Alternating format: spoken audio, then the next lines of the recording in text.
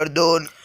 اخ اجري يا راس الباذنجان، اجري انكسرت وانت راح تنوب عني وتروح بصراع البوكسات عشان تكسر لهم راسهم. انت اسطورتي، هلا بدي ادربك. لازم تحمي حالك من 3 اشخاص، كل واحد لابس بوكس. تعال هول والله لاشق دمك. مخيلتي صايرة واصعة زيادة عن اللزوم. يلا روح التدريب لك جردون. حاضر سيدي. هلا اول شغله لازم تتدرب عليها انك تركب الموتوسيكلات.